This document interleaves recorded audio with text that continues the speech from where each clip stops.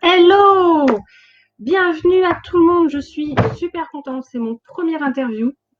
Mon premier interview avait plus de 30 degrés en France et ce qui est génial, et dans la vie il n'y a jamais de hasard, ce qui est génial c'est que j'ai l'opportunité de vous emmener à des endroits magiques et comme je disais dans mon live juste avant, à des endroits qu'on fait bien souvent qu'une fois dans sa vie. Et là, vous allez avoir l'immense honneur déjà de le vivre par la visualisation, par le partage des images justement qu'on va vous montrer aujourd'hui. Et ça va vous donner un petit peu de fraîcheur avec cette grosse chaleur en France. Voilà. Donc, j'ai réessayé plein de nouveaux outils. J'espère que tout va fonctionner, mais je sais que vous êtes à chaque fois bienveillants avec moi et vous me soutenez. Donc, ça, c'est génial. Et là, du coup, je vais accueillir ma première invitée pour cette interview. Et je peux vous dire, sincèrement, ce n'est pas pour te lancer des fleurs, tu n'es pas encore sur l'écran, Laurence, mais sincèrement, pour moi, c'est un immense honneur parce que c'est la représentante. Elle vous dira les pays, les marchés qu'elle s'occupe, mais en tout cas, c'est la représentante en France du produit Quark Expédition. C'est-à-dire qu'aujourd'hui, je vous emmène avec moi dans des petits bateaux de croisière pour justement découvrir qu'est-ce que l'expédition, qu'est-ce que l'expérience en mer, qu'est-ce qu'un petit bateau. Et aussi, elle est là pour répondre à toutes vos questions, même les critiques, il n'y a aucun souci. Et c'est pour ça que je fais cette vidéo. Parce que pour rappel, je suis coach voyage. J'ai une double étiquette. Je suis coach voyage, c'est-à-dire que je m'occupe des voyages de mes clients qui me connaissent, des recommandations qui me sont faites. Mais je suis aussi la commerciale d'un océan de croisière. Et donc, je revends et je forme auprès des agences les produits de Quark Expédition. Et c'est pour ça que je trouvais, surtout à la sortie du Covid et de tout ce qu'on peut voir dans les médias et de toutes les idées reçues qu'on peut avoir sur l'univers de la croisière, je trouvais qu'il n'y avait pas plus belle opportunité pour moi que de démarrer mon premier interview avec un produit aussi spécifique et qui en même temps vous montre la diversité des croisières. Voilà. Je représente aussi des gros paquebots, ça dépend des besoins, des envies de chacun, mais on a aussi des tout petits paquebots et des expériences qu'on ne peut faire que depuis la mer. Donc, les personnes qui me diront « moi, je ne suis pas croisière », je dirais « ce n'est pas possible ». Vu la multitude de produits croisières qu'il y a, ce n'est pas possible. Et là, ce que je vais vous montrer ce soir, justement, ça va vous ouvrir les yeux sur ce que peut vous générer cette magie de partir en croisière, surtout dans les destinations dans lesquelles on va partir. Donc, je vais l'accueillir avec moi. Donc, c'est Laurence, son prénom, de Quark Expédition. Donc, on va essayer de bien la mettre sur l'écran. Attention, deuxième étape technique. Alors, hop. Tadam! Voilà, Laurence de Quark. Alors, par contre, on ne me voit pas. Je vais essayer de te rejoindre, mais je ne sais pas si on t'entend, par contre. Bah, bonjour à tous, en tout cas. Et merci, Lydia, de m'accueillir chez toi, sur ta page. Ok. Alors, je vais essayer de te rejoindre. Donc, en effet, je te coupe. Moi, je ne t'entends pas, mais je vais t'entendre sur un autre écran parce que ce sera le seul petit problème technique qu'on n'a pas réussi à résoudre avant de démarrer. Mais c'est pas grave. Je te laisse présenter qui est Quark Expédition. Ouais, tout à fait. Alors, je suis avec mes mascottes et peut-être grâce à elles, vous avez compris de quelle région on va parler aujourd'hui et de qui est Quark Expédition. Vous voyez que je porte la doudoune prête pour partir dans les régions polaires, puisque donc Quark Expédition est une compagnie de croisière d'expédition canadienne, dont le siège est basé à Toronto. Moi, je suis basée à Paris et qui existe depuis 30 ans, enfin, qui fêtera l'année prochaine, en fait, son 30e anniversaire. La particularité de Quark, c'est qu'on est spécialisé exclusivement dans la croisière d'expédition polaire, c'est-à-dire que nous allons en Arctique et en Antarctique. Donc, comme tu le disais, c'est des destinations vraiment uniques où généralement on va une fois dans sa vie, même s'il y a des accros au monde polaire également qui reviennent plusieurs fois et on verra que même au sein d'une destination comme l'Arctique, il y a en fait des multitudes de régions que l'on peut visiter. Et voilà, on va parler aujourd'hui ensemble de qu'est-ce qu'on peut voir dans ces régions, comment ça se passe une croisière d'expédition, quelles sont les spécificités de la croisière d'expédition par rapport à une croisière classique. Et en fait, c'est une expérience complètement différente. Et on va voir un petit peu les itinéraires, les différents itinéraires qu'on peut faire aussi bien au nord qu'au sud. Et on va parler d'un nouveau navire qui va débuter l'an prochain, qui s'appelle l'Ultramarine et qui a une signification toute particulière pour Quark parce que c'est le premier navire que nous faisons construire nous-mêmes. Donc, Lisiane, je ne te vois pas à l'écran, mais peut-être que je t'entends si tu as des questions déjà.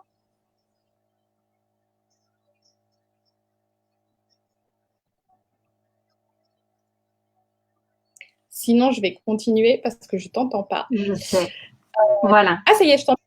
Alors, on va m'entendre, donc j'arriverai pas à nous mettre l'une à côté de l'autre, mais c'est pas grave. On entend toutes les deux déjà, c'est le principal. Donc oui, là tu nous as fait une belle présentation de la compagnie Quark. Tu m'entends pas? Si, je t'entends. Ça y est, c'est bon? Je t'entends. Ok. Donc du coup, En tout cas, je sais qu'on m'entend apparemment. C'est bon. Alors, je vais peut-être retirer la parka. En fait, il y a une latence entre les deux, mais on va y arriver. Donc, du coup, tu nous as fait une belle présentation de la compagnie Quark. Je ne sais pas si les personnes qui sont avec nous aujourd'hui connaissaient ce nom de Quark. Oui, je précise que Laurence habite Paris. Donc, comme nous, elle a chaud. Et malgré tout, elle a eu le courage de mettre sa super parka. Parce que, pour rappel, quand vous partez en croisière avec Quark, cette parka repart avec vous. Elle vous est offerte. Voilà. Exactement. Et c'est pour ça qu'elle voulait commencer la présentation avec la parka, parce que c'est le clin d'œil. Et puis, je vais même aller plus loin avant de parler d'expédition. Elle a la casquette, elle a le t-shirt. Et juste avant de commencer, je lui ai dit, allez, je vais te le demander. Tu as des chaussettes aussi? Je pensais sincèrement qu'elle allait me dire non. Mais si, bien sûr. Elle a ses chaussettes. Elles sont pas belles. Voilà, les chaussettes. Donc après, je vous avoue, parce que je vois qu'on a Alexandre qui est avec nous, je connais très bien l'humour d'Alex. On va pas aller plus loin, Alex. Voilà, mais c'est déjà pas mal d'avoir été jusqu'aux chaussettes, je l'avoue. Voilà. Donc, ça permettait déjà de faire une entrée en la matière de qu'est-ce qu'est Quark. Je ne sais pas si parmi les personnes qui sont avec nous, là, on a 8 personnes en live. Je ne sais pas si ça vous parlait, le nom de Quark. Je serais curieuse de savoir. Donc, n'hésitez pas à mettre un petit commentaire. Et d'ailleurs, avant que j'oublie, je suis vraiment honnête avec vous. Ce qu'on est en train de faire, ça n'existe pas sur les réseaux sociaux. On n'a jamais eu Quark Expédition comme ça en live en tant qu'interview. Donc, je compte sur vous pour le partager parce que Quark mérite vraiment d'être connu du grand public. Voilà.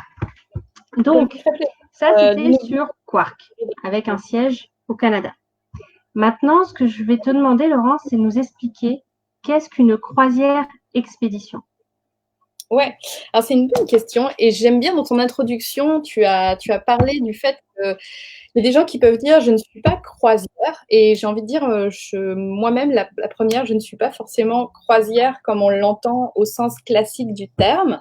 En fait, dans la croisière d'expédition, le plus important c'est le mot expédition parce que c'est vraiment ça et je dirais qu'on se rapproche plus d'un safari comme on peut l'imaginer un safari africain que d'une croisière classique. Donc, une croisière d'expédition, le concept, c'est qu'on va partir dans une région généralement qui est en fait très isolée du monde pour voir principalement de la faune et des paysages. Donc, ce ne sont pas des croisières où il va y avoir des escales urbaines, hein, puisque quand on est en Antarctique, bien, on est vraiment au bout du monde. Mais ce sont des croisières où on va en fait passer un maximum de temps hors du navire. Donc, c'est pour ça que oui, le navire, il est important parce qu'en fait, on va dans des régions qui ne sont accessibles que par la mer. Donc, la raison pour laquelle on appelle ça une croisière, c'est parce que oui, on a besoin d'un bateau pour aller en Antarctique, puisque c'est la seule possibilité, c'est le seul moyen de transport. Donc, le navire, c'est notre moyen de locomotion, c'est notre hôtel, puisque, comme vous pouvez l'imaginer, en Antarctique ou même pour la plupart des endroits en Arctique, il n'y a aucune infrastructure touristique terrestre. Il n'y a pas d'hôtel, il n'y a pas de restaurant sur place, donc tout se fait à bord du navire. Donc voilà, c'est notre hôtel, c'est notre moyen de locomotion. Mais à part ça, le but, c'est vraiment pas, comment vous dire, ce sont pas des croisières où vous allez avoir des soirées à bord, des soirées dansantes, des soirées musicales, beaucoup de temps passé à bord du navire. Le but, c'est vraiment d'en sortir un maximum du navire. Et ça se fait en excursion. Et ces excursions, elles se déroulent à bord de petits zodiacs. Donc en fait, vous allez passer d'un bateau d'environ, alors qu'ils ne sont déjà pas très grands, hein, puisque nos navires font maximum 199 passagers, donc toujours sous la barre des 200. Vous allez passer de ce navire à des petits zodiacs où là, vous allez être maximum 10 personnes avec un guide et vous allez partir en excursion. Ça, c'est dans une journée type, c'est matin et après-midi. Donc, vous allez sortir 2 fois par jour. Ça peut arriver même 3 fois par jour en Arctique, puisqu'en Arctique, il faut imaginer qu'il fait jour 24 heures sur 24. Donc, on peut même ressortir encore une fois le soir. Une excursion, ça va être soit une croisière en Zodiac, c'est-à-dire vous allez rester à bord du Zodiac, vous allez naviguer à travers les icebergs, vous allez chercher à repérer des mammifères marins comme des baleines ou des phoques. Et il y a d'autres types d'excursions où le Zodiac va vous amener jusqu'au rivage et là, vous allez descendre et vous allez pouvoir explorer à pied. Donc, vous allez pouvoir, pareil, en petits groupes ou assez libre, en fait, vous allez pouvoir voilà, explorer, faire de la randonnée également.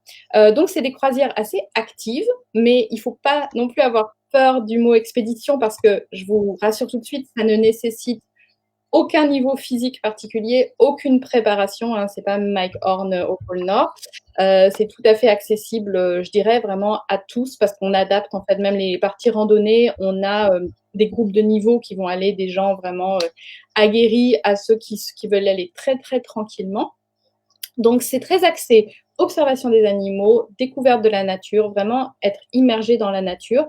Tout ça entouré de guides qui sont tous d'expédition, donc avec un background scientifique. On a à bord des biologistes marins, des ornithologues, des historiens des pôles, des glaciologues. Donc, il y a aussi un volet connaissance qui est très important à bord de ces croisières, puisque à bord, je disais qu'il n'y avait pas d'animation type soirée dansante, mais par contre, il y a des conférences qui sont données pour apporter voilà, un volet supplémentaire à ce qu'on a vu pendant la journée. Donc, voilà un petit peu le résumé d'une croisière d'expédition. L'autre point que je voulais ajouter, c'est que dans la croisière d'expédition, souvent, il n'y a pas d'itinéraire fixe. C'est-à-dire qu'on peut être habitué sur les croisières classiques à avoir, voilà, jour 1, on va descendre à tel endroit, jour 2 à tel endroit, etc. La croisière d'expédition, vous allez voir, par exemple, jour 2 à 8, exploration de la péninsule antarctique, sans vraiment plus d'autres détails, et c'est normal. Puisqu'en fait, chaque croisière, au final, est différente et ça va dépendre des conditions de glace, des conditions météorologiques. Tous les jours, le capitaine du navire et le chef d'expédition vont, selon les conditions, adapter l'itinéraire.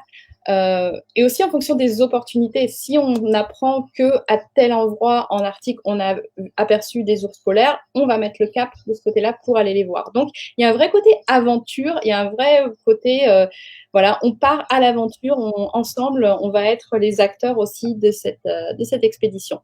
Donc, une grande partie de nos passagers ne sont pas des croisiéristes. Hein. Pour beaucoup d'entre eux, c'est leur première croisière, mais ce sont je dirais parmi les profils de passagers, soit des amoureux de la nature, vraiment des gens qui ont envie de découvrir des espaces vierges, de faire de la randonnée dans des espaces complètement reculés du monde, par exemple. Je disais, voilà, la clientèle également qui est amatrice de safari africain, parce qu'on va retrouver le même concept d'aller à la rencontre des animaux dans leur environnement naturel et avec à ses côtés des guides. Donc, on retrouve le côté voilà, safari. Et puis, il y a aussi, je dirais, les grands voyageurs, les personnes qui sont allées partout, qui cherchent des nouvelles destinations. Et ça, c'est souvent une motivation, notamment pour aller en Antarctique, puisqu'il faut savoir que l'Antarctique est un continent. Et donc, si on veut avoir coché sur sa liste tous les continents du globe, eh bien, il faut être allé aussi en Antarctique, qu'on appelle, alors les Américains l'appellent le 7e continent, pour nous, ce serait plutôt le 6e. Mais voilà un petit peu les profils de voyageurs qui voyagent chez nous avec Quark. J'étais très longue.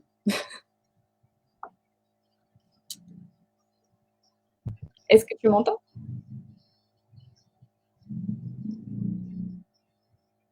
Je ne t'entends pas. Non, c'est parfait. Alors, il y aura un petit décalage entre nos deux voix, hein, je préviens. Oui, oui, oui. Il y a un petit décalage, en fait. Donc, c'est pour ça qu'il y a des petits trous sûrement, mais c'est pas grave à ce moment-là. Oui, à ce moment-là, un bon sourire et tout va bien. Donc, moi, je veux juste rebondir sur une chose quand tu as dit, bon, c'est pas comme Mike Horn. Bon, c'est dommage parce que les personnes qui me suivent savent très bien combien je suis une grande fan de Mike Horn.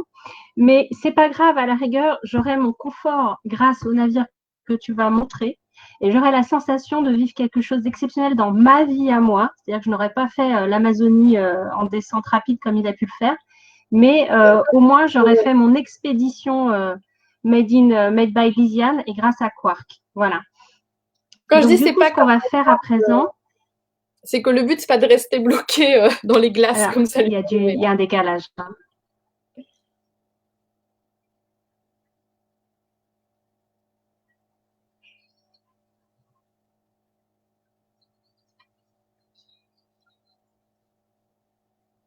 Ça y est, oui, le but, c'est pas de rester bloqué dans les glaces. Oui, c'est clair, c'est clair. Non, mais là, avec le navire que tu vas nous montrer, et sincèrement, j'insiste encore une fois avec les personnes qui sont en direct avec nous, je vous assure que c'est un immense honneur de voir ce bateau qui n'est pas encore sorti. Donc là, on va vous partager une vidéo du fait qu'on est la représentante de Quark, on a la chance de pouvoir observer ce bateau en vidéo puisqu'elle a tous les outils pour. Donc du coup, je vais mettre la vidéo, Laurence, dans ma bibliothèque et je vais le lancer sur l'écran. D'accord? Ok. Alors, je vais moi-même lancer la vidéo. Donc, pour vous dire quelques mots de ce nouveau navire, l'Ultramarine, voilà, c'est un navire qui est actuellement... Donc, c'est un navire Alors, qui est actuellement... on a une question, parce que la vidéo, il y aura du son ou pas? Non, parce que je parle dessus. Alors, attends, je vais mettre en pause.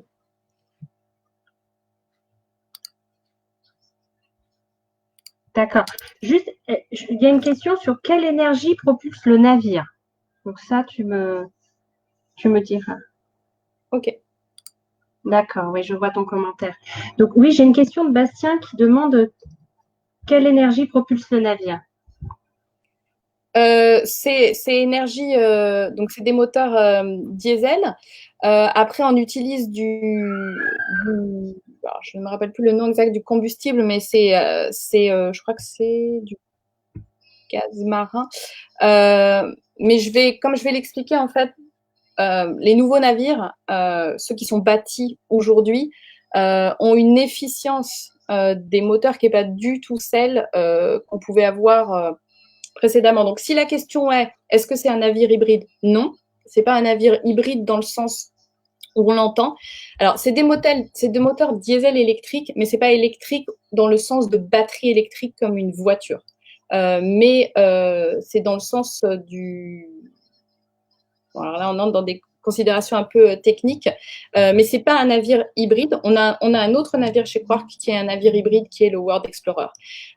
L'Ultramarine n'est pas un navire hybride, cependant, il a déjà en fait reçu les certifications les plus hautes avant même sa construction en termes d'efficience écologique. Donc ça, c'est quelque chose qui n'est pas que le mode de propulsion, mais en fait, c'est un ensemble de caractéristiques qui vont être, et je vais peut-être passer la vidéo en même temps, et je vous parlerai sur la vidéo.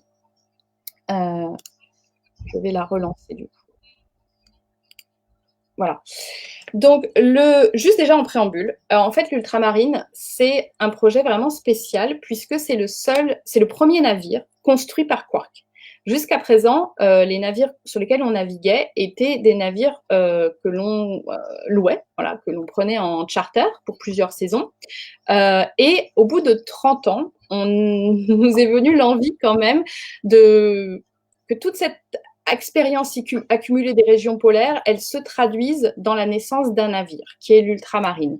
Donc, le projet est entamé depuis l'année dernière. Vous voyez que la construction, elle progresse bien, puisque ça, c'est des images qui datent du 16 mai dernier, date à laquelle le navire a été mis à l'eau. Donc, c'est déjà une grande étape de franchie. Là, maintenant, on entre dans tout ce qui est aménagement intérieur, en sachant que l'Ultramarine, les premières croisières sont prévues pour le mois de mai 2021. Donc, il reste encore beaucoup de temps jusqu'à son lancement, mais en tout cas, il est tout à fait dans les temps au niveau du planning de construction. Donc là, c'était voilà, le lancement en Croatie du navire. J'ai une autre vidéo, je crois. Voilà, on le voit ici. Ça, c'est son lancement. Et je voulais en fait vous montrer une autre vidéo de l'Ultramarine. Je viens de m'en rappeler, en fait. Où on voit un peu à quoi va ressembler l'intérieur du navire. Voilà. Donc, voilà, là, on voit. Alors là, vous allez voir qu'on passe sur des images de synthèse, forcément, puisque c'était des images qui dataient d'avant le lancement. Donc, c'est un navire qui va être de 199 passagers, donc toujours sous la barre des 200. Ça, c'est très important parce qu'en Antarctique, le fait d'avoir des navires de moins de 200 passagers, ça donne accès à beaucoup plus de sites. Donc, sachez que quand on a moins de 200 passagers, on a accès à plus de 200 sites possibles de débarquement en Antarctique, tandis que quand on a plus de 200 passagers, ce nombre chute à 14. Et quand on passe les 500 passagers et plus, on n'a plus du tout le droit de descendre à terre en Antarctique. Donc, si vous voyez parfois des croisières qui sont sur des gros paquebots et qui prétendent aller en Antarctique, ils ne vont pas en Antarctique, ils vont croiser au large de l'Antarctique, mais sans y descendre. Donc, l'Ultramarine, ce sera un navire, comme vous pouvez le voir, qui va être très luxueux, avec des belles cabines, 102 suites qui vont avoir une taille qui démarre à un peu plus de 26 mètres carrés. Donc, ce sont des cabines très spacieuses. Ce sont uniquement des cabines extérieures. Il n'y a aucune cabine intérieure. Donc, l'idée, c'est d'être vraiment en permanence connecté au paysage. On a beaucoup de suites également avec des balcons ou sinon des grandes fenêtres panoramiques. Donc, un navire extrêmement confortable. On voit ici le projet du restaurant principal. On aura 2 restaurants à bord ainsi que 4 bars.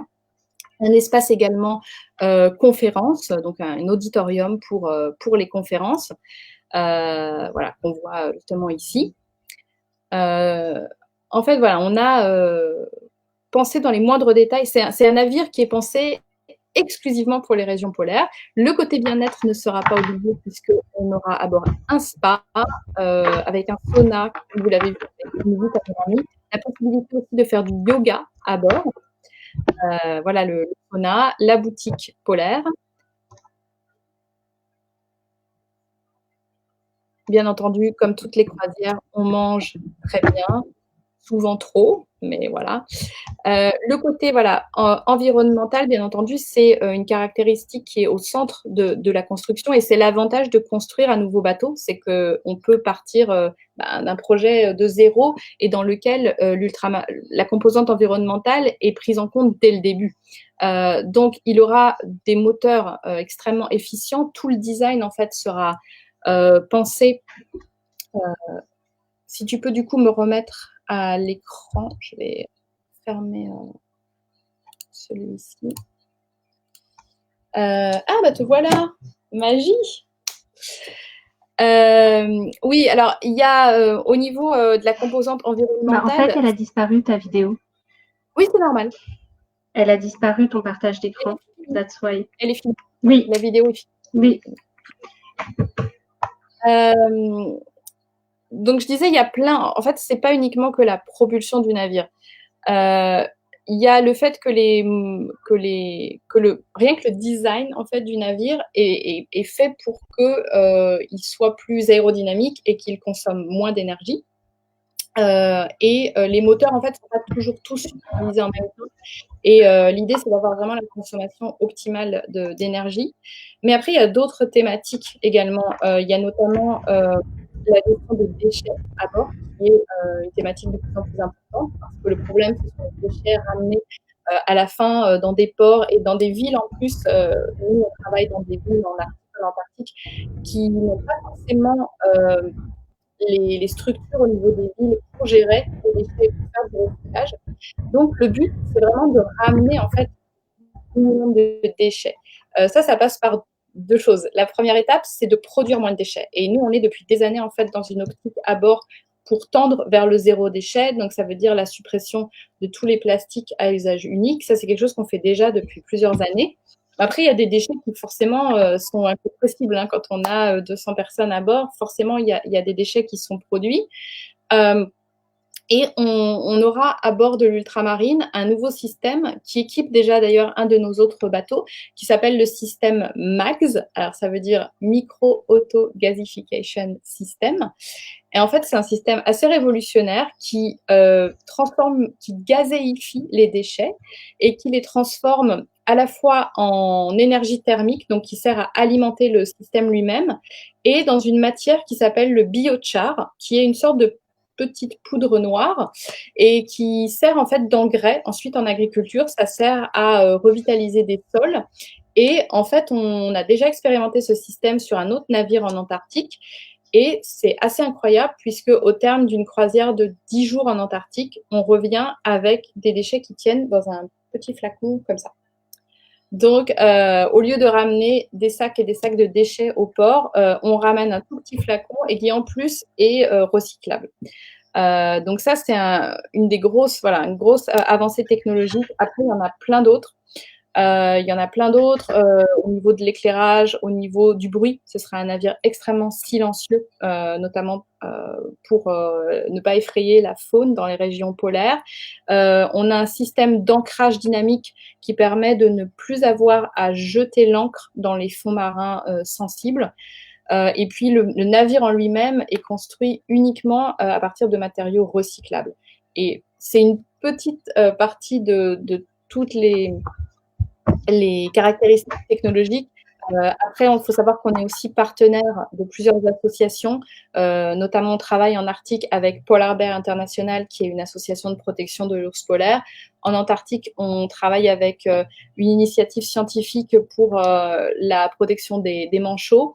Donc, on est impliqué depuis, en tant que spécialiste polaire, on est impliqué depuis des années et des années dans la protection des régions polaires. Et aussi en Arctique, il y a un volet humain, puisqu'il y a des populations, des communautés traditionnelles en Arctique, des communautés inuites, avec lesquelles on travaille aussi depuis des années, parce qu'il faut qu'eux aussi soient acteurs, ne voient pas que les navires passer, mais qu'ils soient aussi impliqués. Donc on a un programme de formation, notamment de guides polaires pour les jeunes des communautés inuites, entre autres.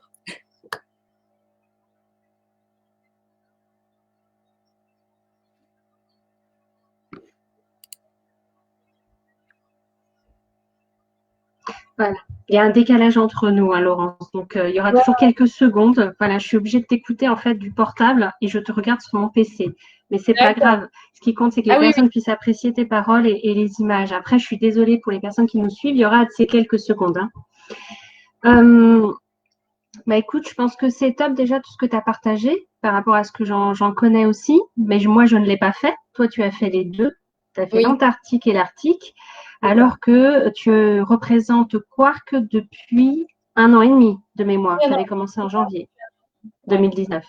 J'ai eu une année 2019 très chargée, puisque je suis allée à la fois en Arctique et en Antarctique la même année. Ouais.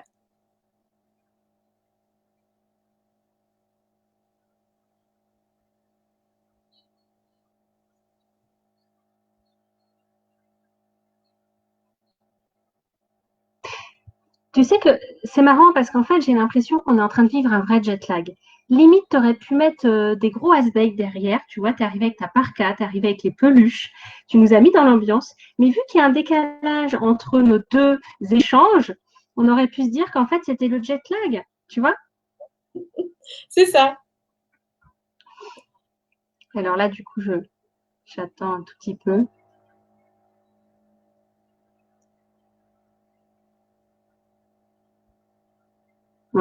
Ouais, c'est le décalage. Qu'est-ce que là on pourrait montrer justement aux personnes qui nous suivent les destinations arctiques et antarctiques parce que souvent c'est dans la tête des gens des mots, des noms. C'est Souvent ils ont notion de l'Antarctique parce qu'on le voit plus souvent à la télé, mais Mhm. l'Arctique on se rend pas compte en fait, par exemple que le Groenland fait partie de l'Arctique, etc. Quand on parle d'expédition en Arctique. Donc on commence par quoi d'abord? Tu avais dit Arctique, je crois. Ouais, allons-y ouais, pour l'Arctique.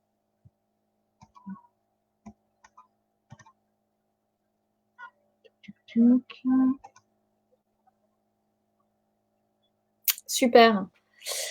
Donc là, effectivement, on voit une carte de l'Arctique et de, comme vous pouvez le voir, les nombreuses destinations qu'on peut explorer en Arctique. Donc, l'Arctique, en fait, c'est. Alors, on verra tout à l'heure que l'Antarctique, finalement, c'est assez simple. L'Arctique, c'est une variété de pays, déjà, qui composent l'Arctique. En fait, c'est en théorie tout ce qui est situé au-dessus du cercle polaire. Donc, vous voyez sur cette carte la France, vous regardez un petit peu plus haut, vous voyez les pays nordiques, euh, notamment la Norvège, Oslo, qui est un des points d'entrée vers, vous voyez, la Scandinavie. Et ben, vous voyez que l'Arctique, c'est encore beaucoup plus haut que tout ça. Donc, il y a plusieurs zones en Arctique. Il y a, si vous voyez, donc vous voyez la Norvège, là, vous voyez Oslo, vous voyez un petit avion qui part d'Oslo, qui monte et qui va jusqu'à une région qui s'appelle le Svalbard. Donc ça, c'est peut-être la destination la plus connue du grand public, qui est le Svalbard, que vous pouvez aussi entendre sous le nom de Spitsberg. Donc, le Svalbard, c'est le nom de l'archipel, et le Spitsberg, c'est la plus grande île de cet archipel. Le Svalbard, ça appartient à la Norvège, mais ils ont une certaine indépendance locale. Mais ça fait partie du territoire norvégien. Comme vous voyez, c'est très très haut. Hein, c'est vraiment à mi-chemin entre la Norvège et le pôle Nord géographique. Le pôle Nord géographique, c'est le point que vous voyez vraiment tout en haut de la carte. Donc, quand on est au Spitzberg, on est vraiment déjà dans les latitudes, quasiment les latitudes 80 degrés, hein, le pôle Nord étant 90 degrés de latitude. Alors, le Spitzberg, c'est une destination vraiment phare sur laquelle on va. Alors, nous, on y va principalement. Alors, oui, déjà, en introduction, nous allons dans les régions polaires uniquement en été. Voilà. Donc, comme les saisons sont inversées, nous avons 2 saisons par an. La saison arctique qui se déroule de mai à octobre et la saison antarctique qui se déroule de novembre à fin mars. Donc, le Spitzberg, c'est une destination où nous allons principalement en mai et juin, donc en début de saison, quand il y a encore pas mal de glace, parce que vraiment la motivation numéro 1 qui amène les voyageurs au Spitzberg, c'est l'ours polaire. Hein. C'est d'observer les ours polaires.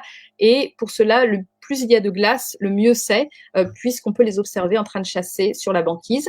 Donc le Spitzberg, à part la petite capitale Longyearbyen, qui est là où on atterrit à l'aéroport, tout le reste, c'est complètement sauvage, hein, c'est complètement inhabité, mais avec une faune vraiment très présente et très variée. C'est vraiment le safari polaire, donc on va voir des ours polaires, des macareux, des rennes, des baleines, des phoques, des morses, et vraiment voilà, des milliers d'oiseaux marins. Donc c'est vraiment la destination numéro 1 au niveau observation des animaux, je dirais. Et après, au niveau des paysages, c'est très varié, avec à la fois des fjords, des glaciers, quand on monte tout en haut, la banquise, et puis à d'autres moments, de la toundra, donc c'est un paysage avec de la végétation, avec des fleurs très colorées en été, quelque chose qu'on s'attend pas forcément à trouver en Arctique. Donc vraiment, en une dizaine de jours, on va avoir une palette de paysages différents qui changent quasiment tous les jours. C'est un voyage intéressant parce que facilement accessible depuis la France. On peut le faire à partir d'une semaine. On peut passer 7 jours en Arctique. Donc en fait, vous faites un vol d'abord Paris-Oslo et ensuite Oslo-Longyearbyen. Donc nous, on organise Quark le vol Oslo-Longyearbyen. Et puis ensuite, vous embarquez et là, vous faites la croisière et vous revenez. On a des itinéraires de 7 jours, 10 jours et 14 jours. Donc entre 1 à 2 semaines. Ensuite, on voit, si on regarde plus à l'ouest, on a ce territoire immense qui est le Groenland.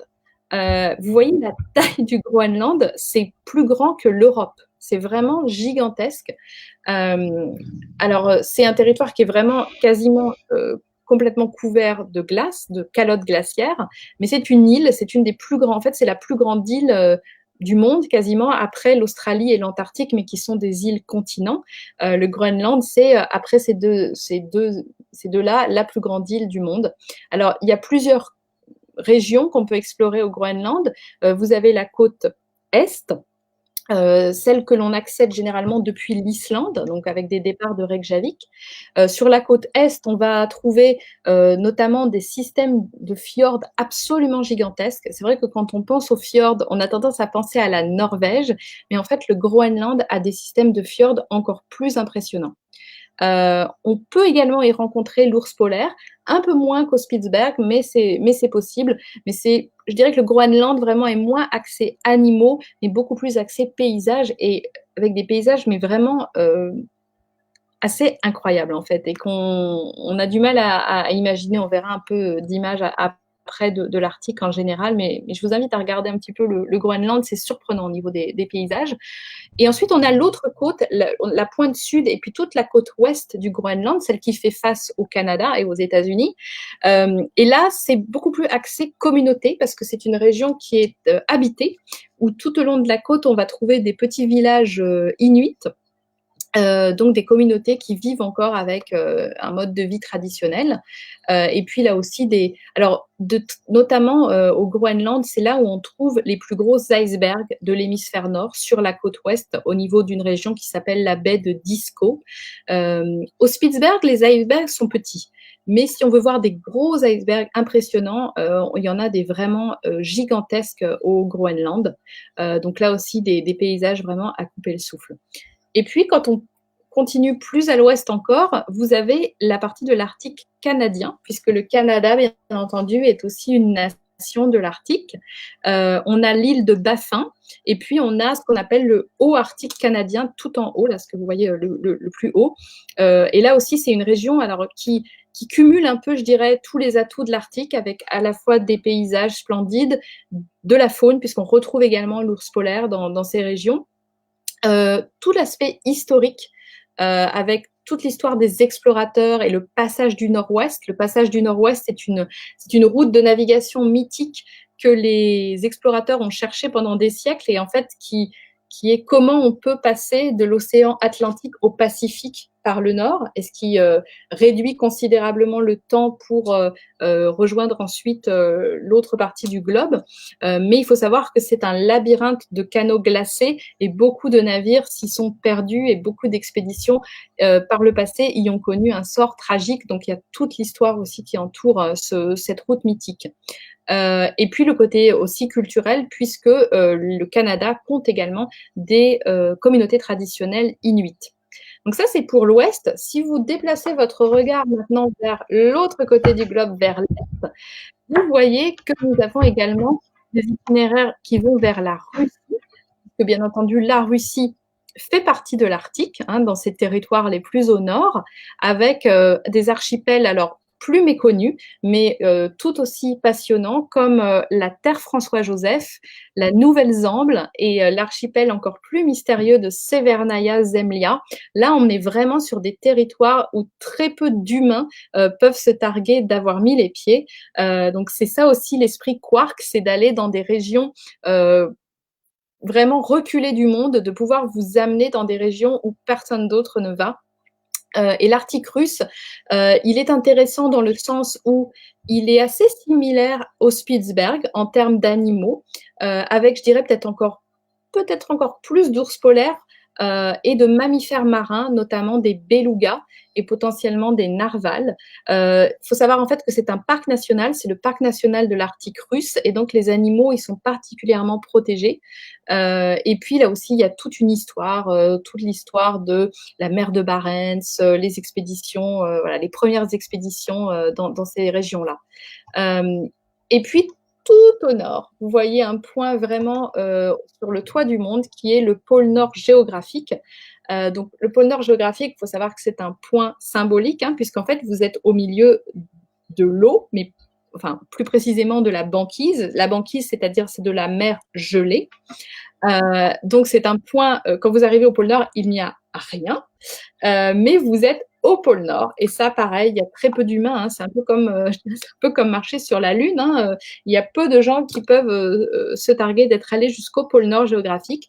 Donc ça, c'est un voyage très particulier. En fait, c'est le premier voyage que Quark a organisé il y a 30 ans et qu'on continue de proposer chaque année. Pour aller au pôle Nord, il faut un navire très particulier puisqu'il faut un brise-glace. C'est le seul voyage parmi ceux que l'on propose qui se fait à bord d'un brise-glace.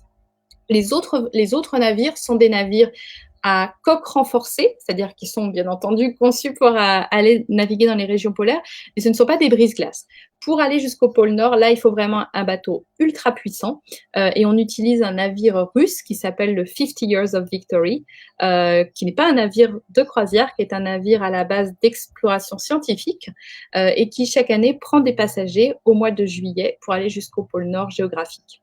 Donc voilà, on a vu un petit peu rapidement une vue d'ensemble de l'Arctique. Et comme je disais, en fait, on peut faire plusieurs voyages en Arctique et on a des passagers qui, une fois qu'ils ont vu le Spitzberg, généralement on commence par le Spitzberg parce que c'est le plus simple et le plus proche, mais ensuite, voilà, beaucoup ont envie de connaître d'autres régions qui sont en fait complètement différentes, hein, comme le Groenland ou l'Arctique canadien. Ça peut tout à fait faire l'objet de plusieurs voyages. Je crois qu'on va regarder une autre petite vidéo, donc je vais refaire un petit partage d'écran.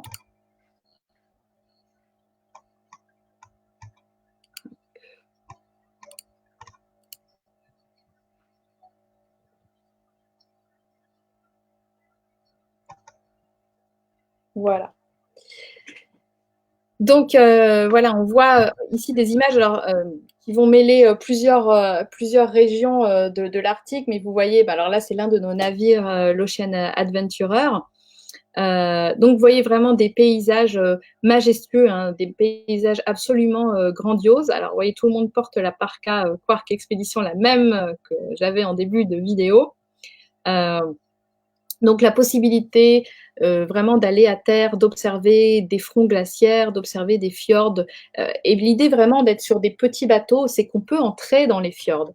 On voit voilà toute la rencontre aussi avec les peuples, les communautés inuites.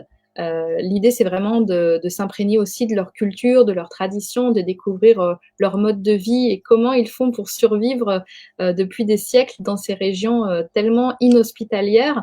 Le bœuf musqué, qui est lui un animal emblématique du Groenland.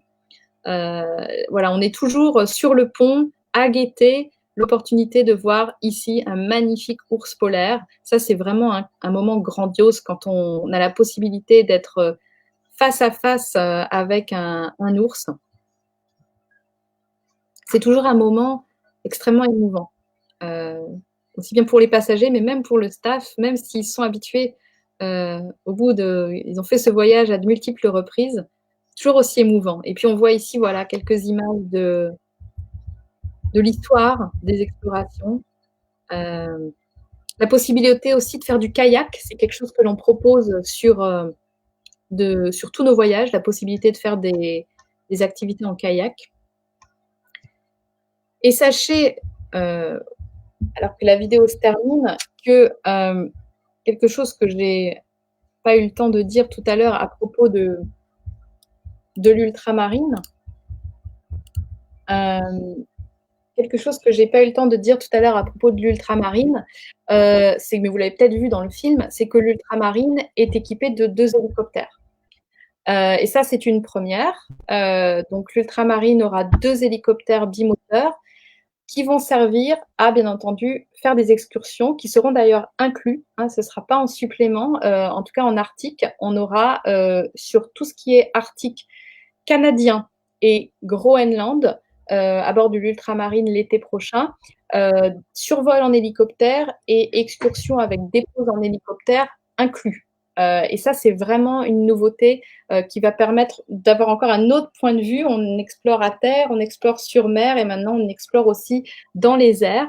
Alors, ils ne seront pas utilisés, il faut le savoir, au Spitzberg, puisque c'est pas autorisé par la législation locale du fait de la grande présence d'animaux. Mais au Groenland et au Canada, on fera aussi des excursions en hélicoptère.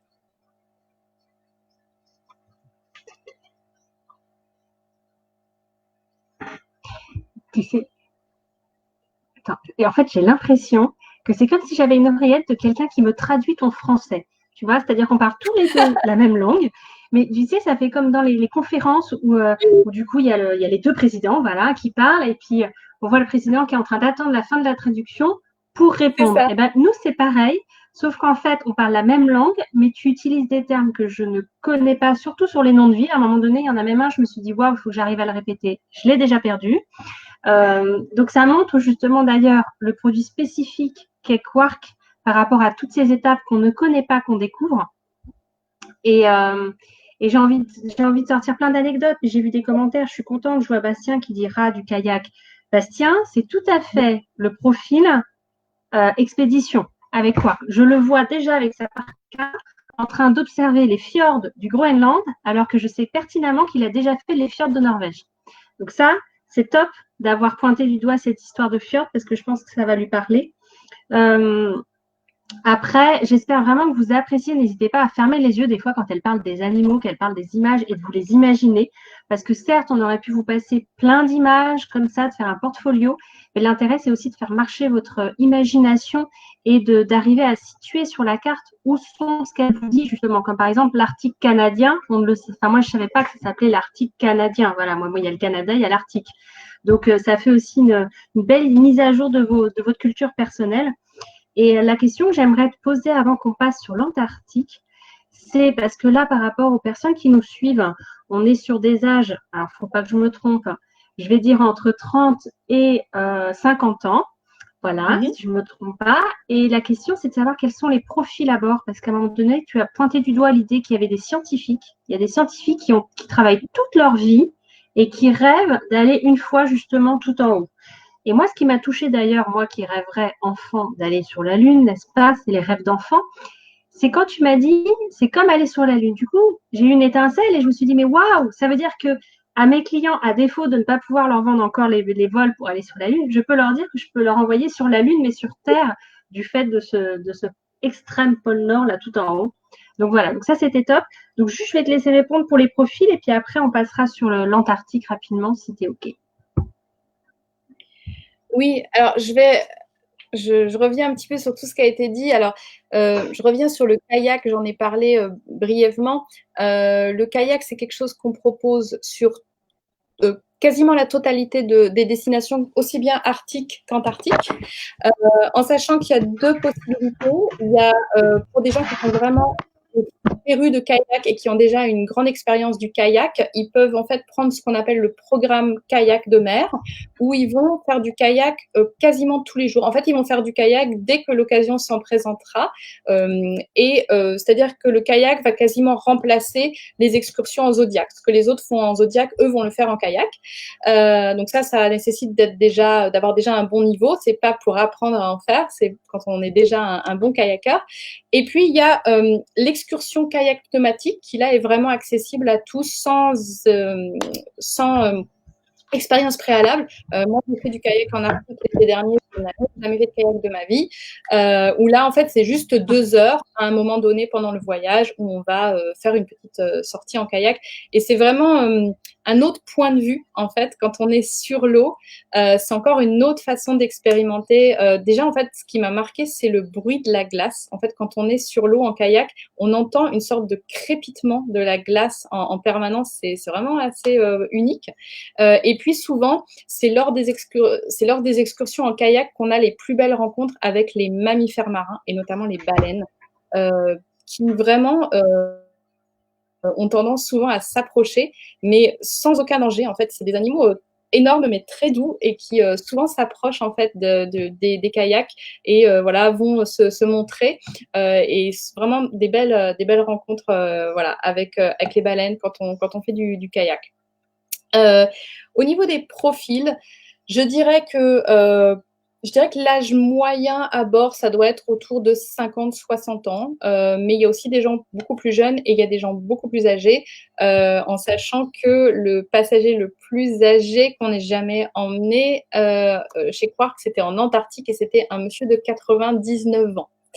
Donc, au niveau de la forme physique, encore une fois, ça ne requiert aucune forme physique particulière, ne serait-ce que de pouvoir se déplacer, c'est-à-dire de pouvoir marcher, puisque, comme vous l'avez compris, c'est quand même des croisières assez actives, donc dans lesquelles on va sortir du bateau. Donc, il faut être capable de se déplacer et de monter et descendre dans un zodiac.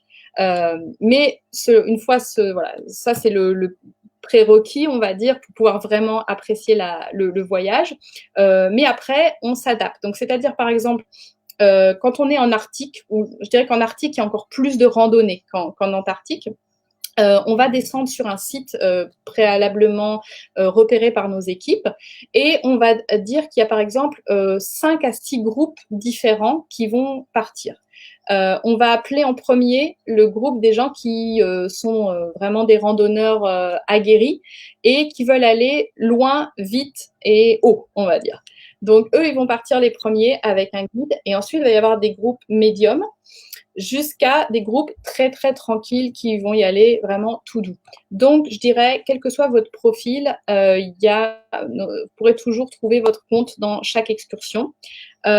Si vous avez un profil vraiment hyper aventurier, il y a un programme que je vous recommande qui est une nouveauté pour 2021. Alors, on parlera peut-être après du programme francophone, mais là pour le coup qui est un voyage anglophone. Donc si vous êtes aventurier et à l'aise en anglais, il y a un voyage qui s'appelle Greenland Adventure qui est sur le sud du Groenland et là qui va être très très axé activité outdoor, donc avec bien entendu du kayak, mais aussi la possibilité de faire des optionnels comme du vélo de montagne, du bivouac groenlandais, des excursions en hélicoptère qui vous emmener faire de la randonnée sur un glacier. Enfin voilà, ça va être un programme encore beaucoup plus actif, mais dans toutes nos croisières, vous pouvez déjà faire du kayak et on verra ensuite, j'anticipe déjà sur l'Antarctique, mais en Antarctique, en plus du kayak, il y a d'autres activités proposées comme le stand-up paddle et la possibilité, et je l'ai testé, de faire du camping en Antarctique. Et vous avez bien entendu, camping en Antarctique. Alors attention, voilà le décalage, 1, 2, 1, 2, ça y est, j'atterris. J'étais partie sur la Lune, moi. Si Alex me suit, il ne sera pas surpris. Qu'est-ce que je voulais te dire que je me dis que ça fait déjà 53 minutes et qu'on n'a pas vu le temps passer, voilà, mais c'est ça, c'est l'effet quark. Et ce que je voulais rappeler aussi, c'est que ce genre de produit, encore une fois, moi qui défends toujours les professionnels du tourisme, ceux qui me suivent savent très bien combien ils sont importants pour moi, c'est de dire que ce type de produit, Quark a décidé de passer les ventes que par des professionnels du tourisme. Quark ne fait pas, entre guillemets, de vente directe. Donc, encore une fois, il faut vraiment se rapprocher de vos agences de voyage, des coachs voyage comme je suis. Et derrière, les agences savent que c'est un océan de croisière qui revend le produit Quark en France, entre autres. Voilà. Donc là, on va partir en Antarctique rapidement pour les courageux qui sont encore avec nous. Mais de toute manière, je sais qu'il y a des personnes qui regarderont en replay, donc il ne faudra pas hésiter à mettre un hashtag replay pour savoir qui justement est venu voir les vidéos. Pour moi, c'est intéressant et ça permet aussi d'avoir, grâce à vos commentaires, de savoir est-ce que c'est le genre de produit que vous avez envie de voir sur vos réseaux sociaux. Donc c'est important que j'ai vos retours. Donc là, on va basculer sur l'Antarctique. Hop, on va mettre. Et je vais te laisser prendre le relais. Voilà, donc l'Antarctique, ben, c'est encore une région, je dirais, mythique je disais, oui, je faisais l'analogie avec le voyage sur la Lune, mais c'est marrant, j'ai parlé de ça pour le pôle Nord. Alors moi, je ne suis pas allée au pôle Nord géographique, je suis allée au Spitzberg, mais par contre, je suis allée en Antarctique. Et je dois dire qu'en fait, la première sensation que j'ai ressentie quand j'ai mis le pied en fait à la descente de l'avion, parce que j'expliquerai, il y a la possibilité d'aller aussi en avion, j'ai exactement eu la sensation d'arriver sur la Lune, en fait. Parce que vraiment, si on veut aller au bout du monde, eh ben, c'est l'Antarctique. Donc l'Antarctique, en fait, là, on en voit sur la carte qu'un tout petit bout, parce que l'Antarctique, c'est un territoire absolument gigantesque. Et à la différence de l'Arctique, c'est un continent. Pourquoi? Parce qu'en fait, sous la glace, en Antarctique, il y a de la terre. Tandis que en Arctique, comme on l'a vu, il y a des îles, comme le Groenland, comme le Spitzberg, mais la banquise, la banquise, c'est en fait simplement de l'eau gelée. C'est-à-dire que c'est pour ça qu'on parle de fonte de la banquise, c'est parce que la banquise, elle peut régresser en taille puisqu'en fait c'est de l'eau gelée. Tandis qu'en Antarctique, en fait, il y a un continent en dessous et c'est un continent gelé avec jusqu'à des épaisseurs de glace qui peuvent aller jusqu'à 2000 km. Je ne sais pas si vous vous figurez la chose. Comment on accède en Antarctique en fait, par l'Amérique du Sud. Donc, nous, la partie qu'on explore de l'Antarctique, elle est toute petite, en fait. C'est juste la pointe que vous voyez ici sur la carte et qui fait face à la pointe de l'Amérique latine. Donc, la porte d'entrée principale vers l'Antarctique, c'est l'Argentine et plus précisément la ville de Ushuaia. Donc à Ushuaia, on est déjà au bout du monde, mais on peut aller encore plus loin en prenant un navire à Ushuaia. On va traverser le bras de mer mythique également qui s'appelle le passage de Drake et on va arriver en Antarctique. Alors le passage de Drake, vous l'avez peut-être déjà entendu parler. Il est connu parce que c'est un bras de mer qui peut être assez agité. On n'est pas loin du Cap Horn. On est en fait à la rencontre en fait de l'océan Atlantique et du Pacifique, donc des eaux qui sont à température différente. Et quand elles se mêlent, eh bien, ça peut créer des grosses vagues, mais après c'est la loterie. Ça peut être agité comme ça peut être aussi calme. C'est pas toujours le cas. En tout cas, si vous ou vos clients sont particulièrement sensibles au mal de mer et peut-être ils ont le rêve d'aller en Antarctique, mais ils vont renoncer parce qu'ils se disent je ne peux pas passer le passage de Drake. Alors déjà, vous pouvez leur dire que les navires sont de plus en plus stables et l'ultramarine le sera encore plus puisque, bien entendu, on a des stabilisateurs de plus en plus performants. Donc, en fait, les traversées du passage de Drake ne sont pas ce qu'elles étaient il y a encore quelques années en arrière et elles sont beaucoup plus confortables. Mais il existe aussi une alternative, c'est de survoler le passage de Drake en avion. Et ça se fait au départ du Chili, de Punta Arenas. Et là, en fait, vous pouvez donc, au lieu de faire faire la traversée en bateau qui, elle, prend 2 jours.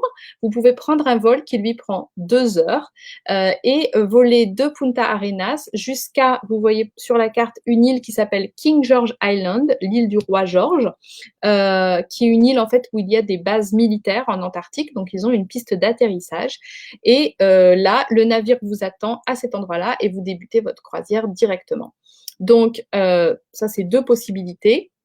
Bien entendu, l'avion est plus rapide. Donc, en avion, on va avoir des itinéraires qui vont être de minimum 8 jours, qui vont explorer donc la péninsule antarctique. Par la voie traditionnelle, par la mer, on sera sur minimum 11 jours, avec aussi des itinéraires plus longs qui vont descendre plus au sud et qui vont franchir le cercle polaire sud. Donc ça, il faut normalement 14 jours ou 11 jours en version aérienne. Après, si vous avez plus de temps et aussi un peu plus de budget, il y a la possibilité de combiner l'Antarctique avec d'autres destinations qui sont les îles subantarctiques, comme les îles Malouines, que vous connaissez certainement, alors qui sont, leur véritable nom, ce sont les Falklands. Hein. On sait qu'elles ont opposé l'Argentine et le Royaume-Uni dans un conflit, mais elles appartiennent toujours au Royaume-Uni, donc leur nom, ce sont les îles Falklands. Qui sont habitées, mais qui sont également très riches en faune et notamment en oiseaux. C'est là où on trouve les plus grandes colonies d'albatros sur la planète. Et puis alors, une destination incroyable, c'est la Géorgie du Sud, sauf Georgia sur la carte, qui est un archipel, là pour le coup, inhabité, mais sur lesquels on trouve des colonies absolument gigantesques de manchots royaux, qui sont des manchots, alors ce n'est pas le manchot empereur, parce que lui, il vit dans une partie encore beaucoup plus isolée de l'Antarctique, mais le manchot royal est également très impressionnant, il est grand et avec un poitrail jaune-orangé, et on a une colonie de 600 000 manchots royaux en Géorgie du Sud. Donc, c'est vraiment un beau complément aussi à l'Antarctique. Et puis, à partir de 2021, on va programmer également d'autres destinations, comme le Cap Horn, le célèbre Cap Horn, et également pour la première fois la Patagonie chilienne, et avec ce nouveau navire ultramarine, donc avec les hélicoptères, qui vont là aussi nous permettre de faire des excursions aériennes sur la péninsule antarctique et sur la Patagonie.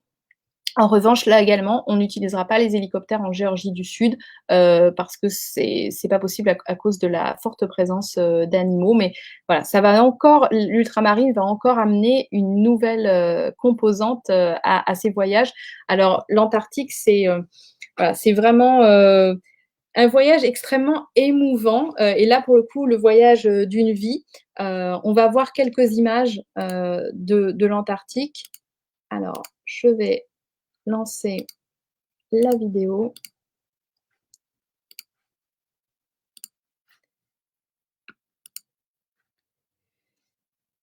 Donc, des paysages absolument grandioses. Hein. Les mots manquent parfois pour décrire l'Antarctique. Hein. On est sur une destination mythique qui a toujours été un rêve pour l'homme et qui aujourd'hui est accessible. Alors, pas à un tourisme de masse, hein, mais à un tourisme sur des petits navires, comme on l'a vu. Je ne sais pas pourquoi on imagine souvent que l'Antarctique, c'est assez plat, mais en fait, ce n'est pas du tout le cas. C'est très montagneux. Il y a des sommets enneigés absolument incroyables, des icebergs de toutes formes et de toutes tailles. Et puis, alors là, au niveau de la faune, une faune qui est très abondante, avec, on le voit, des phoques, mais bien entendu, l'animal star de l'Antarctique, ce sont les manchots. Et ça, on en trouve en quantité abondante et de différentes espèces. Et ce sont des animaux extrêmement drôles à observer, qui ne sont pas du tout farouches. Il faut savoir que les animaux en Antarctique sont quasiment pas sauvages, puisque l'Antarctique n'est pas habité. Il n'y a pas aucune population humaine, en tout cas originaire de l'Antarctique. Il y a quelques bases scientifiques où des scientifiques vivent à l'année, mais sinon les animaux sont très peu habitués à côtoyer des hommes et comme on ne les chasse pas, ils sont protégés, on ne représente pas une menace pour eux et donc ils n'ont pas peur de l'être humain et ils se laissent presque facilement approcher. Même si nous, on maintient toujours une distance avec eux, mais on peut les laisser s'approcher de nous et les manchots sont très curieux. N'hésitez pas à venir donner des petits coups de bec dans vos bottes. Autres animaux, les baleines. Également les orques, qui sont souvent des animaux que les voyageurs attendent avec beaucoup d'intérêt de pouvoir voir des orques, non pas dans des parcs d'attractions, mais dans leur milieu naturel. Et ça, c'est vraiment très, très beau. Et puis, bien entendu, il y a toute l'histoire de l'exploration de l'Antarctique qui est absolument passionnante. Toutes les expéditions qui ont été menées pour atteindre pour la première fois, notamment le pôle Sud. Voilà, c'est des histoires dont on vous parlera à bord, qu'on connaît peu finalement. C'est un continent méconnu, mais dont on revient absolument envoûté. Et moi, j'ai vu des gens pleurer en Antarctique. C'est vraiment quelque chose d'unique sur Terre. C'est la sensation de voir la planète Terre dans son état originel, c'est-à-dire sans nous, avec uniquement des animaux qui sont tranquilles. Euh, et voilà, seulement la nature à l'état brut. Et c'est un sentiment très spécial. Quand on y va, donc, alors la saison antarctique, les saisons étant inversées dans l'hémisphère sud, nous allons en Antarctique de novembre à mars, donc pendant notre hiver qui est leur été. Quand on dit Antarctique, on a tendance à penser à des températures extrêmes. Sachez que ce n'est pas le cas parce qu'on y va encore une fois en été. Donc on est sur des températures qui sont entre 0 et plus 5 degrés. Donc voilà, on n'est pas sur du moins 20 ni du moins 30, ça ce serait le cas en hiver, hein, mais c'est tout à fait supportable. Et voilà, on a voyagé ensemble en Antarctique.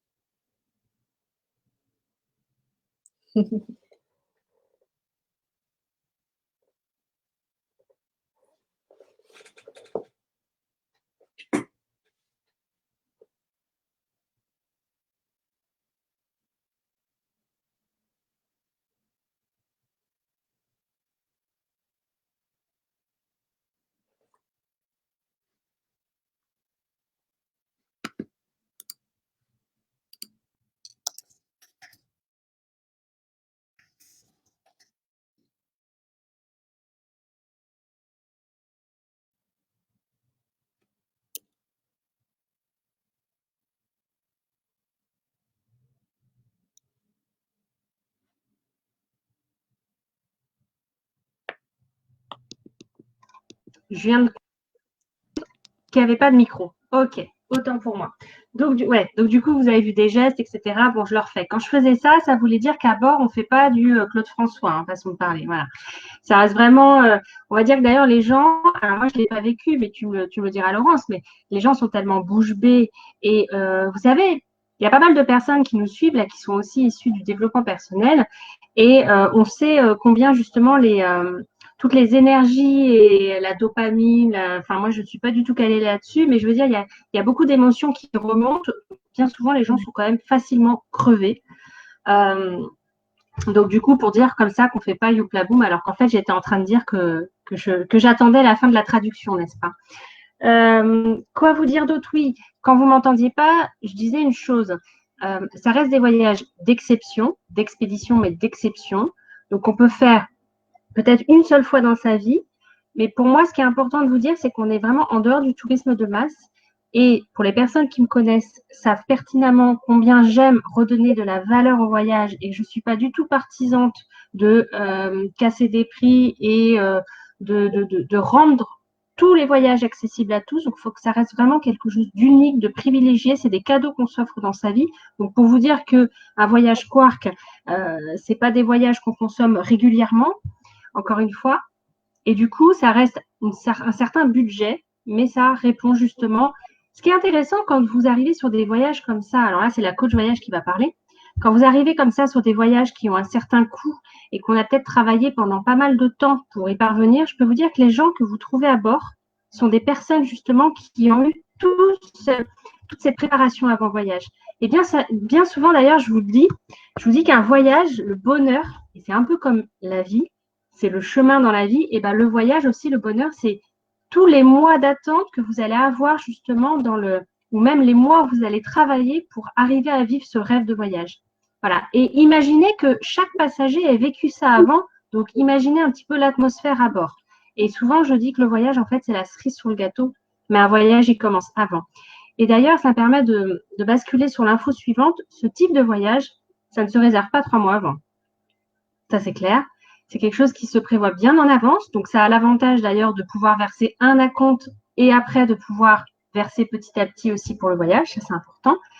Et je fais une autre transition dans la période dans laquelle on est aujourd'hui, après cette expérience du Covid, où les gens ont du mal à se projeter, à se dire quand est-ce que je vais pouvoir partir en voyage. Sachez que l'avantage des croisières, c'est qu'en fait, là, par exemple, j'en parlais avec Laurence hier, la programmation de Quark est prévue jusqu'en 2022. Donc ça, c'est énorme. Voilà. Là, dans ces cas-là, on ne peut pas me dire, mais on va attendre de voir. Et autre chose qui est intéressant aussi, mais ça, c'est vraiment dans l'univers de la croisière en général, c'est que peu importe ce qui se passe, l'avantage d'un bateau, c'est que votre voyage ne va pas se retrouver annulé, si ce n'est avec la pandémie que nous sommes en train de connaître, mais s'il arrive quelque chose de technique ou bon là on ne part pas dans des destinations où il peut y avoir des soulèvements politiques ou des choses comme ça, mais l'avantage d'une croisière, c'est qu'elle est toujours en train de réorienter. Et c'est pour ça qu'elle disait d'ailleurs qu'il n'y a pas d'itinéraire précis en soi, on sait où on passe, mais un bateau, il s'adapte. Et ça, c'est intéressant dans notre dynamique de la vie qu'on a de tous les jours, où on aime bien quand c'est 9h, 11h, etc. Et bien là, vous allez vous laisser porter, vous faites confiance au commandant. Et c'est vraiment l'avantage de l'univers de la croisière. C'est que peu importe ce qui se passera, ben en fait, tout va bien se passer. Voilà, c'est ça que je voulais dire. Quoi vous dire d'autre? J'aimerais aussi, parce que je connais un petit peu Laurence depuis quelques temps, et je sais qu'elle m'avait partagé une expérience qu'elle avait vécue, d'avoir dormi sur la glace en plein jour. Voilà, je vais te laisser tous les mots, parce que quand on t'écoute, on vit le truc, quoi. Je remets la traduction. Alors, je crois que tu fais référence à l'expérience du camping en Antarctique, dont j'ai parlé brièvement tout à l'heure, qui est en fait un optionnel que l'on propose en Antarctique. Alors, je précise tout de suite, uniquement en Antarctique, pas en Arctique, puisque donc en Arctique, il y a des ours polaires. Donc, on ne va pas aller s'amuser à dormir dehors. Mais en Antarctique, il n'y a pas d'ours. Il n'y a d'ailleurs aucun animal qui présente un danger pour l'homme. Donc, on peut en Antarctique faire une nuit à la Belle Étoile. Donc, l'expérience camping, comment ça se passe? On est une trentaine de personnes à faire le camping. On va prendre le dîner à bord du navire et puis ensuite, on va vous appeler vers 22h pour partir sur les petits zodiacs, partir à l'aventure. Donc, vous partez, on vous a remis au préalable votre pactage, votre sac de couchage, puisqu'il n'y a pas de tente. On dort dans un sac de couchage thermique à la Belle Étoile. Donc, quand on arrive, on a un site qui a déjà été préparé par les guides. Chacun installe voilà, son petit lit pour la nuit. Alors, il y a même des toilettes de glace temporaires qui sont construites. Ça vaut le détour. L'idée, c'est d'amener le minimum de choses avec soi. On va pas consommer de nourriture, donc on a dîné à bord du bateau. L'idée n'est pas du tout de faire un feu de camp et de manger. Voilà, c'est vraiment au contraire profiter du silence, puisque donc on va s'installer et puis ensuite vers 23h à peu près, le silence va se faire. Alors en Arctique, il y a vraiment ce qu'on appelle le soleil de minuit. Donc, en Arctique, quand on est au Spitzberg en mai-juin, il ne fait absolument jamais nuit. En Antarctique, c'est un petit peu différent. Dans les latitudes à laquelle on est, il y a quand même une obscurité, mais qui est quand même pas une obscurité, c'est pas du tout un noir total. Donc, les couleurs changent. On va avoir des ciels qui vont être plutôt rosés et qui sont vraiment magnifiques. Et donc, bon, ça fait pas peur parce qu'on n'est pas dans le noir pour le coup. Et on va passer donc une nuit à la Belle Étoile, complètement immergé dans la nature et avec tous les sons Donc, on entend notamment parfois ce qu'on appelle des vélages d'iceberg, donc en fait des masses qui se détachent de glace et qui tombent dans la mer. C'est un bruit qui ressemble à un bruit de tonnerre qui est assez impressionnant. Et puis, on a des animaux qui sont parfois tout près, puisque moi, j'avais 3 manchots qui étaient en train de dormir pas loin de moi, que j'ai souvent observé la nuit. Alors, moi, j'ai pas beaucoup dormi. Et il y a des gens qui ont dormi parce que la dame à côté de moi, elle a ronflé toute la nuit. Moi, je n'ai pas trop dormi parce que je trouvais que c'était tellement incroyable d'être l'expérience en elle-même. Alors déjà, moi, je n'aime pas le camping, mais quand on m'a dit est-ce que tu veux camper en Antarctique, j'ai dit oui, bien sûr, parce que combien de fois dans sa vie on peut avoir cette opportunité, donc j'ai sauté sur l'opportunité. Mais j'ai pas beaucoup dormi parce que je voulais juste observer en fait. J'avais 3 manchots. Alors ils dorment debout. Donc ils étaient 3 comme ça, et on voit en fait les têtes qui font comme ça, parce qu'en fait ils font des micro-siestes d'1 minute à peu près, et il y en a toujours un qui monte la garde. Donc je voyais les têtes faire comme ça tout au long de la nuit, c'était très très drôle à regarder. Puis il y avait un phoque aussi qui nous a réveillés. À un moment j'ai cru que quelqu'un avait mis de la musique disco, mais en fait c'était un phoque qui faisait ce qu'on appelle des vocalisations. Donc sachez que c'est assez impressionnant quand un phoque fait une vocalisation à côté de vous la nuit. Et puis voilà, vers 7 heures du matin, on a remballé nos pactages et on est parti prendre notre petit déjeuner à bord du navire. Et on peut dire qu'on a dormi à la belle étoile en Antarctique. Et ça aussi, je pense qu'on n'est pas beaucoup sur la planète à l'avoir fait. Donc voilà, ça c'était une très très belle expérience en Antarctique. Excellent. Je suis en train d'écouter la fin. Mais c'est excellent. Et c'est ça que je voulais vous offrir justement. Vous imaginez, Laurence, elle nous partage justement ce qu'elle a vécu. Puis moi, j'ai vu la photo, de mémoire, je me souviens, j'ai vu la photo. Est-ce que par hasard, Laurence, je peux oser te demander, parce que c'est vrai que ça fait faire 1 heure et quart qu'on est ensemble, oui, c'est ça, mais on ne voit pas le temps passer. Et je pense qu'une croisière en expédition, ça doit être pareil, parce que chaque jour, on est gourmand et on découvre. Est-ce que tu pourrais me passer la fameuse photo où on pense que c'est une femme qui saute dans l'eau, mais qu'elle a l'habitude de sauter dans l'eau, et qui au final, je te laisserai dire la suite, mais moi j'ai été épatée quand tu m'as montré ça, surtout quand on sait combien je suis frileuse. Parce que je ne t'avais pas demandé de la préparer. Je ne sais pas si tu l'as facilement, mais c'est vraiment pour finir sur cette note. Après, je ne sais pas si tu as une vidéo à la fin aussi pour qu'on puisse quitter toutes les personnes qui nous ont suivis sur une belle ambiance de Quark. Voilà, on va accueillir la photo. Merci à toi pour la partager surtout. A priori, peut-être que c'est pas la bonne. Attends, on va se remettre toutes les deux et tu me diras.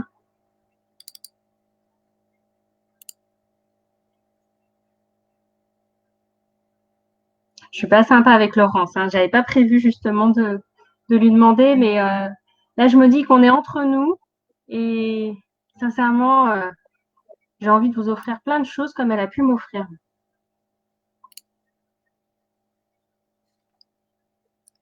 Et si vous avez des questions, entre-temps, n'hésitez pas parce que moi, je suis épatée. C'est la première fois où je trouve que vous êtes bouche bée.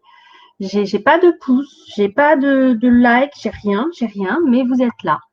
Donc, je pense que Laurence vous a envoûté, surtout quand elle a commencé à vous dire qu'elle avait entendu des vocalises. Alors ça, je l'ai découvert, je ne savais pas dans sa présentation. Donc c'est top. Encore quelque chose que j'ai appris. Non, tu la trouves pas peut-être. Alors, tu m'as envoyé quelque chose, on va voir. Alors, non, il n'y a pas. Mais c'est pas grave, c'est de ma faute. Je te mets dans l'inconfort là. Je sais pas comment. Tu la trouves pas? Je pense pas que je peux.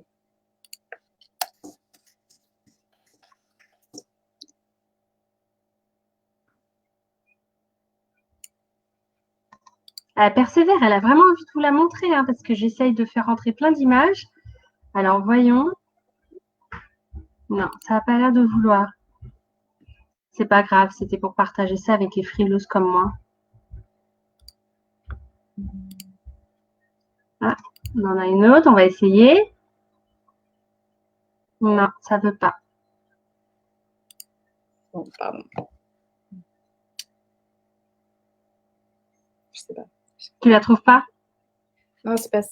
C'est que moi, je ne peux pas en fait. Non, mais c'est pas grave. C'était pour vous montrer en fait une photo où on voit une femme sauter dans l'eau froide. Je sais pas quelle température elle était. Et puis on a l'impression que c'est comme une représentante qui montre plein de photos. D'accord. Et en final, elle dit c'est moi. Voilà. Et du coup, on se dit tiens. Alors voyons, on essaye une autre. Mais Non, ça veut pas. Ça veut pas. bon, tant pis. C'est pas grave, c'est pas grave. Mais en tout cas, c'était pour vous montrer que elle a réussi et c'est pas quelqu'un, on va dire, d'un certain âge où peut-être la peau est différente ou je ne sais quoi, ou un homme qui est moins frileux. En tout cas, elle a réussi à le faire et c'était pour vous dire que on pouvait le faire aussi justement. Alors, je la vois persévérer à chercher sur son écran. Si vous avez des questions, n'hésitez pas parce que je pense que dans votre vie, vous n'aurez pas une présentation comme on a eu ce soir, sincèrement. Comme je disais tout au début de la présentation, Laurence, elle est sur le marché français, espagnol, italien, belge et sûrement d'autres. Mais moi, j'ai retenu cela.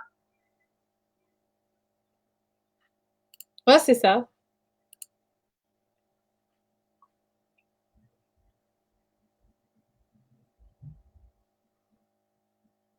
Non, je cherche une vidéo pour finir. Alors, c'est marrant parce qu'il y avait. Ah oui, c'est bon. J'ai eu ton retour seulement maintenant. Ça vous donne une idée. Donc voilà, donc c'est pour vous dire combien pour moi c'était un honneur qu'elle soit avec nous ce soir. Je lui ai limite envoyé un message en disant, bon, certes, on travaille de chez nous, etc. Mais quand même, de pouvoir l'avoir 2 heures avec nous, alors que tout à l'heure, elle était en réunion justement avec Toronto. Donc, c'est pour ça que je veux vraiment que vous vous rendiez compte que cette vidéo, elle a beaucoup de valeur. C'est pas une interview passe-partout, c'est quand même une interview Quark.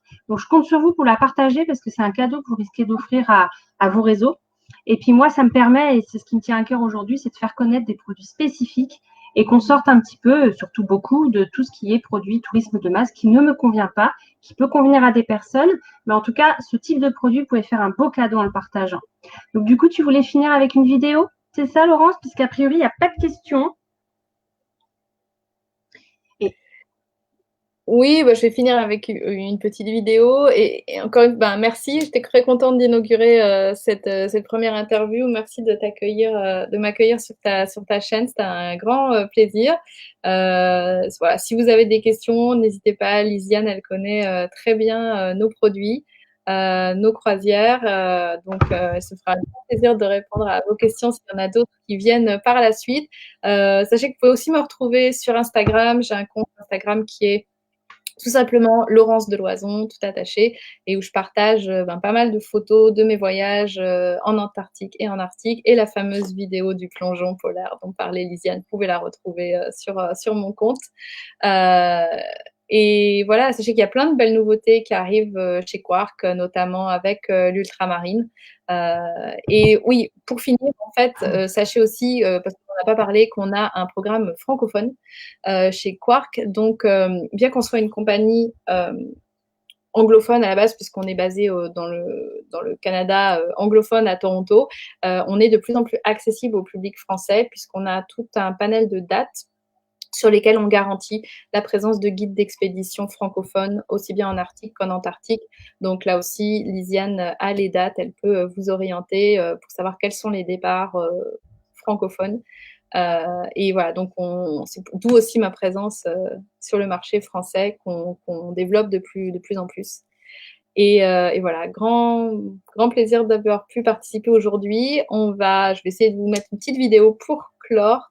Et s'il y a des questions, n'hésitez pas dans les commentaires, même en replay. Après, on se fera un plaisir d'y répondre.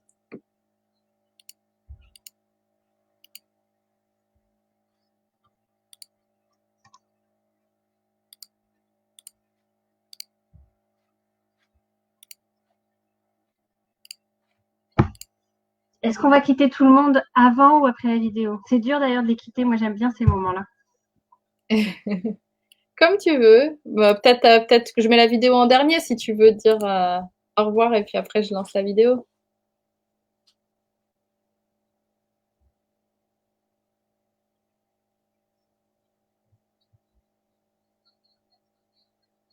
Bah oui, bah oui.